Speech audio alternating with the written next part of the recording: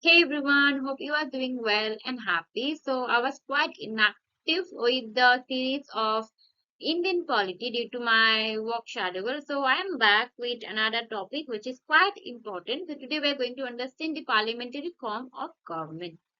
So let's move. So in India polity, this has been given as parliamentary system, federal system, central state, interstate, and emergency provision. All of the topic are important. That's why we'll be covering one by one. So today we're going to start with presidential system of government. So let's move towards what's written. So basically, parliamentary system has been given under Article 74 and 75 and 163 and 164. So one talks about the Constitution of India provides for the parliamentary form of government both at the center and the state. Article 74 to 75 deal with the parliament system at the center, and Article 63 and 64 in the state. So most of the democratic governments are classified into parliamentary and presidential on the basis of the and legislation between the executive and the legislative organ. So this is basically talks about what parliamentary system is and that Indian Constitution. What are the articles that talks about the parliamentary system? So we will move towards directly towards the feature of parliamentary government. That is nominal and real executive. We have the president as the nominal executive, and while the prime minister is the real executive, thus the president is head of the state and the prime minister is head of the government. So write down this point: who is the head of the government and who is the head of the state. Then we have the majority party rule. This is another important features of parliamentary system. Then we have collective responsibility. The ministers are collectively responsible and they played a very important role when it comes to the parliamentary system. Then we have political homogeneity, that is political uniformity, and that is also another features of parliamentary system, that we have double membership. The ministers are members of the both legislature and executive. This means the person cannot be a minister without being a member of the parliament. So in order to become a minister, has to be a member of the parliament first. So let's move into the leadership of the prime minister. So the prime minister leads the parliament. Then you have dissolution of lower house. The provisions of dissolution the lower house is another important feature. How the lower house can be dissolved. Then we have secrecy. The minister operates on the principle of secrecy of procedure and cannot divulge information about their proceedings, policies, and decisions. They are bound by this essential element, that is secrecy. That is how let's move towards features of the presidential government. So the beauty of Indian polity is you will see a comparative analysis on both the presidential and parliamentary in one particular topic only. So let's move. Unlike the Indian Constitution, the American Constitution provides for the presidential form of government. In India, we have parliamentary form of government, but USA they have a presidential form of government. So their system of government is quite different from us. So these are the some features. The American president is both the head of the state and the head of government. So just now what we have learned that in India we have a head of the government and head of the state. But in America there is only one particular person who plays the role as the both head of the state and the head of the government. The president is elected by an electoral college for a fixed tenure of 4 years. The term is 4 years. They cannot be removed by the Congress except by impeachment for a grave unconstitutional act. So, in order to remove the president, there is a procedure that is called impeachment for a grave unconstitutional act. So, these are the kind of element that has to be present while a president is about to get impeachment.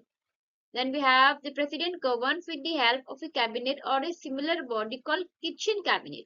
It is only an advisory body and consists of non-elected departmental secretary. They are selected and appointed by him, are responsible only to him, and can be removed by him at any time. So these are the powers that has been vested in president only, and on he can only exercise too.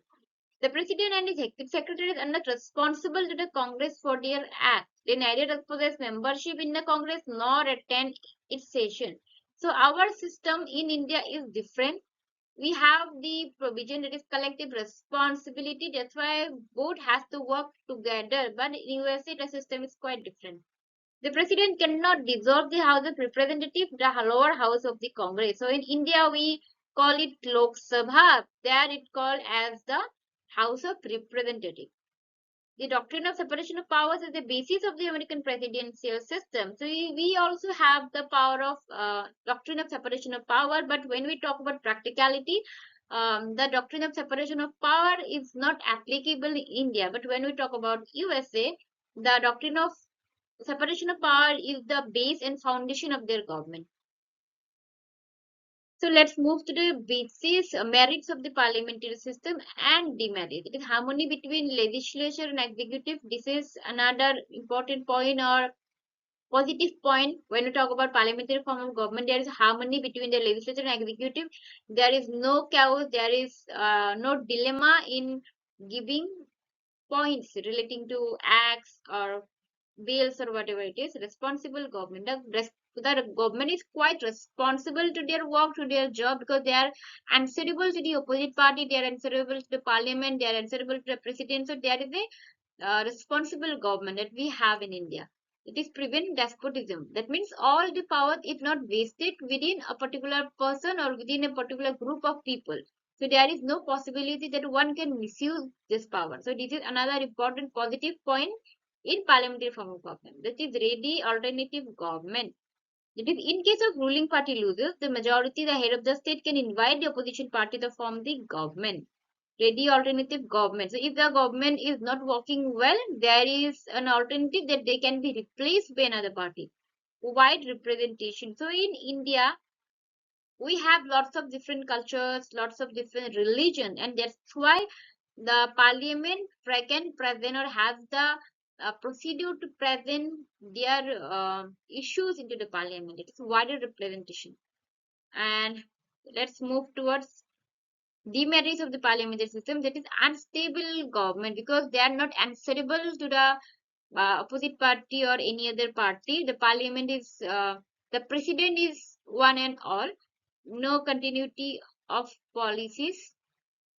Oh, sorry. So this is the demerits of parliamentary system. Sorry, unstable government. So that means the parliament system does not provide a stable government. The government is not stable in parliamentary form of government. There is no guarantee the government can survive its tenure. In cases if the government is not working well, the opposition party will replace them. So there is no possibility, there is no guarantee that the government will complete their tenure.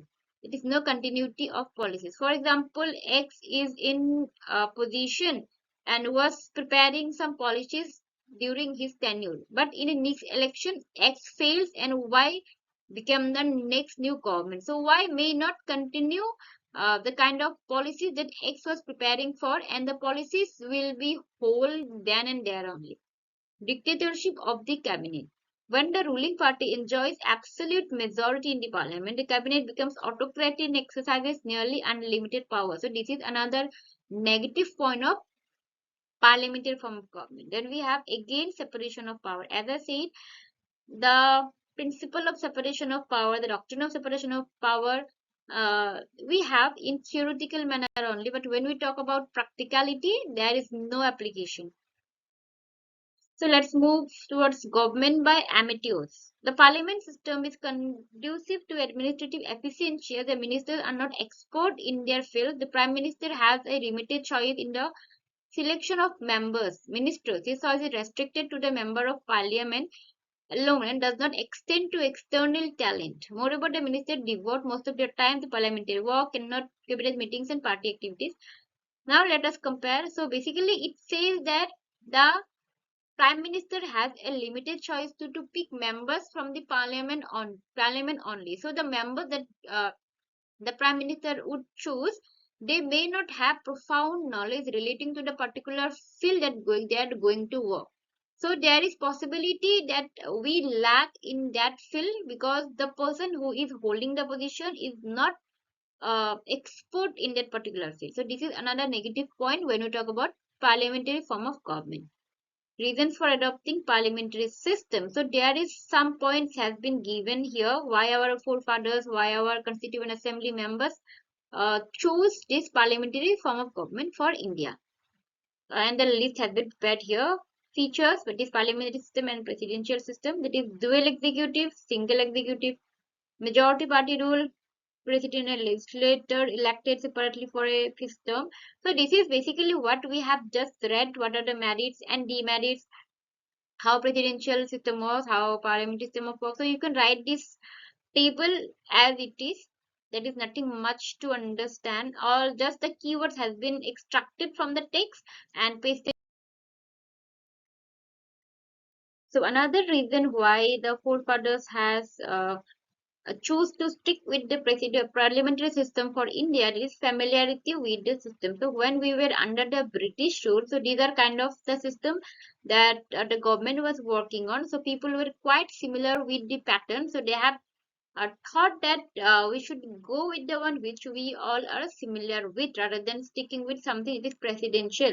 And also the nature of the society was also a reason behind choosing a parliamentary form of government. Preference to more responsibility. So when we talk about presidential form of government and parliamentary form of government, the one thing that is sets the both system apart is stability and responsibility. In presidential system of government, which is in USA, uh, there is stability of government, but there is no responsibility. But in India, we have a responsible government, but it's unstable. For example, we cannot guarantee whether they will survive their terms and tenure as well. So it says Dr. B.R. Ambedkar pointed out in the Constituent Assembly that a democratic executive must satisfy two conditions. And what are they? That is stability and responsibility. So it was the question of the hour whether we should go with responsible government or we should go with stable government. So after a lot of discussion, this has been chosen that responsible government would be a more appropriate one.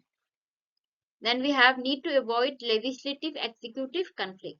The framers of the Constitution wanted to avoid the conflict between the legislation and the executive, which were bound to occur in the presidential system prevalent in the USA. So this is another reason why the forefathers would like to have a parliamentary system of government to avoid the conflict between the legislature and executive, so that they can work together.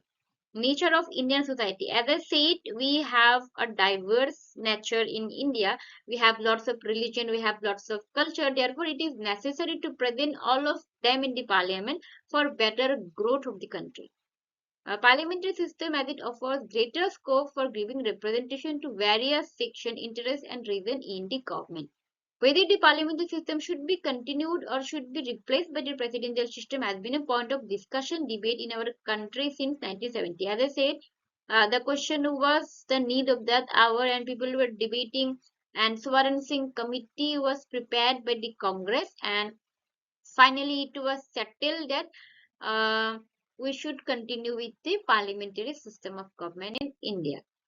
So let's move toward the distinction between Indian and British model. As I said, with this particular, not only we can prepare notes on both what is parliamentary system of government and what is presidential or form of government, their elements, their merits, demerits, essentials, ingredients. So you can extract all of them from this particular note only. The parliamentary system of government in India is largely based on the British parliamentary system. So it is based on the British parliamentary system. As we all know, the Indian constitution is already and known as the borrowed bag because most of the provision has been uh, inherited from other country. However, it never became a replica of the British system and differs in the following respects. It is based on the British parliamentary system, but it is not a replica. Means it is not exactly how it is in British. We have taken the idea, but according to our needs, we have kind of modified it so that we can gain the benefits from it. India had a republican system in place of British monarchical system. In other words, the head of the state in India is elected, while the head of the state in Britain, king or queen, enjoys a hereditary position. So it is basically says how it is different from that, because we have a election that we have in India. The British system is based on the doctrine of the sovereignty of parliament, while the parliament is not supreme in India and enjoys limited and restricted power due to a written constitution. We have a written constitution in India. We have a system that is federal system, judicial review, and fundamental rights. Whether the USA government may not have such things, uh, they have a shadow cabinet when we in India we don't have such concept that is shadow cabinet. So this is basically the kind of points all 1, 2, 3, 6 happen and 4 or 5. Usually, the members of parliament alone are appointed as minister in Britain. In India, a person who is not a member of parliament can also be appointed as minister, but for a maximum period of 6 months. How a person can be appointed as a minister, the procedure is also different. That is from India and USA. British had the system of legal responsibility, and we have collective responsibility. So here and there, we have lots of differences when we talk about the USA and the presidential form of government. So that's all for today. So we'll be meeting soon with another video. Uh, if you found this video worth watching, do like, share, and subscribe so that I can continue with more such legal concepts. That's all for today. Thank you.